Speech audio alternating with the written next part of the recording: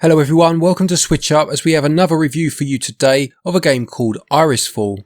Now this one was written by a good friend of the channel, Dave Morris. Thank you very much, Dave. And I just want to say very briefly before we start that, as some of you may well be aware, over here in England we are currently in another full national lockdown. And with the wife and kids at home at the minute, it is incredibly difficult to write these reviews. So Dave did me a huge favour by doing this one for me. He has his own channel, SaveDex Gaming. It would be great if you could go over there and check his channel out. I'll put a link in the top pinned comment. Irisfall is a puzzle adventure game where you take control of a young girl as she navigates her way through the game with the help of her shadow. But is this a game that shines in the light, or should it have been left in the dark? Well, thank you to the publishing team for the review code, and now let's find out.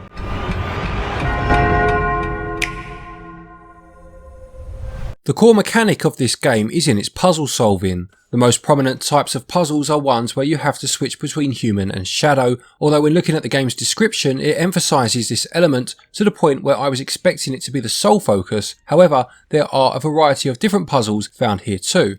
The shadow puzzles involve you needing to move and manipulate items found in the room in order to create a path for your shadow to navigate. You aren't able to jump in this game, and the way that these puzzles were mapped out really worked with that restriction. Taking control of your shadow is done by finding a book which will teleport you into the wall, and finding another book will warp you back out into the room as you'll find yourself in a previously unreachable area. You will find items around some rooms which you need to put into your bag and work out where they need to be placed in order to make something happen. At first I thought this would be like the earlier Resident Evil games where you would collect plenty of items which you'll need to keep with you and use later on, but every item is used in the room you found it in. Although the game's shadow puzzles are memorable, I found that they only account for about half of what the game has in store for you. The rest of the puzzles are a bit of a mix and match to the point where it can feel a bit disjointed. Having variety in the puzzles is obviously a good thing, but having such a vast difference between them felt a little detrimental to the experience. My reasoning for this is that although some people will love particular puzzles, for example, I'm a big fan of sliding puzzle games, even though I'm not very good at them, and having these in the game for me was a big plus, most people will also have some sort of puzzle that they aren't a fan of. In my case it's Rubik's Cubes, and when I got presented with something similar to them in one room, I was there for ages trying to solve it, in the end just rotating it mindlessly until I eventually found the answer by chance.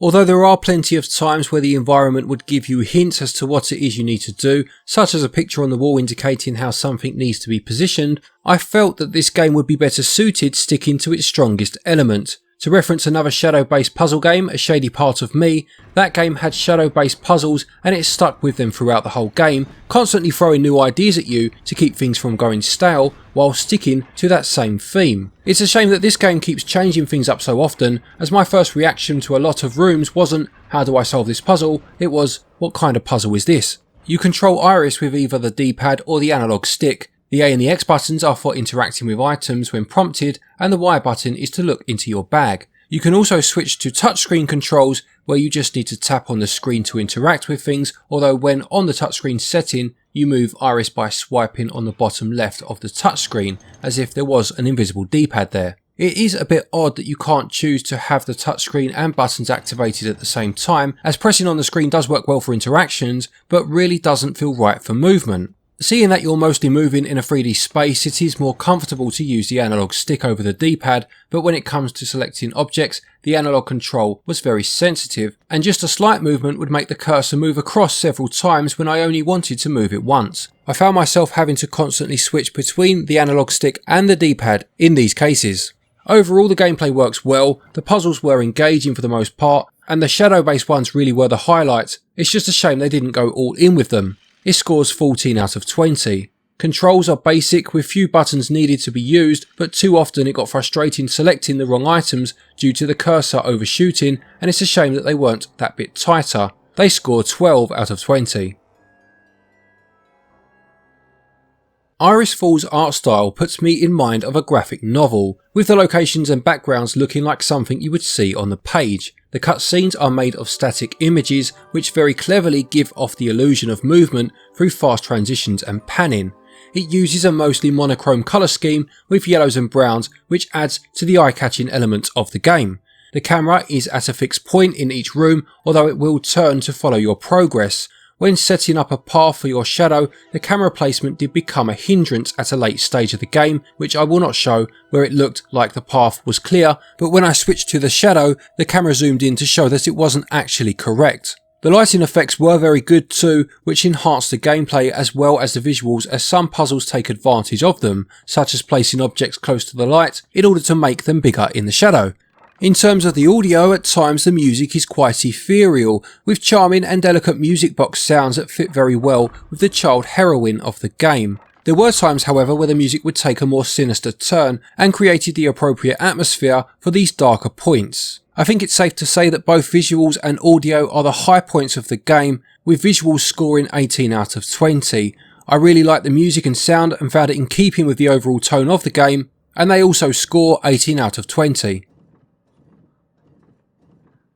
Iris Fall costs £15.29, €16.99, $19.99 or $25.50. It took me just under 4 hours to complete the game, so unless I just happen to be amazingly brilliant when it comes to puzzle solving, this isn't a very long game for the price they are asking. But it's not just about the game's length, of course, it's about the experience overall, and most of the value in this game is in the presentation, and it does truly shine in that respect. Obviously, different people will get through certain areas of the game at different times, and some might take 10 hours to finish the game, whilst others might do it in 2. Curiously, when you first open the game and start a new profile, after the opening cutscene, if you go back to the main menu, there will be a new option for chapter select, and you can select any chapter in the game right from the get-go without needing to have beaten the previous ones. I don't know if this was put in so that you could skip a certain puzzle if you are struggling, but it did seem a bit strange that you could just get to the final chapter instantly. Replayability is a tricky aspect to factor in these types of games. After a long time away from the game, I will likely have forgotten solutions to most puzzles and can enjoy solving them again, but there are several puzzles in where the difficult part is working out what the puzzle was supposed to be, which I am more likely to remember when I see it again. The experience that the game provides through its locations and visuals are definitely worth playing through for, but even so, on balance, value scores 11 out of 20.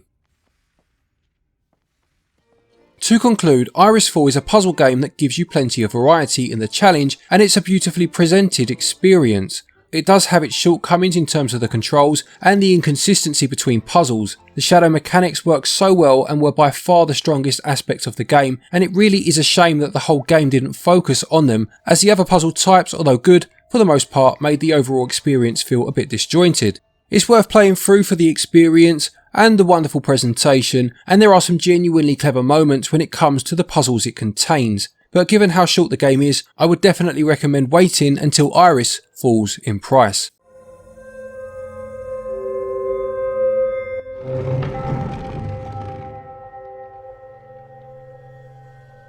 Iris Fall gets a SwitchUp score of 73%.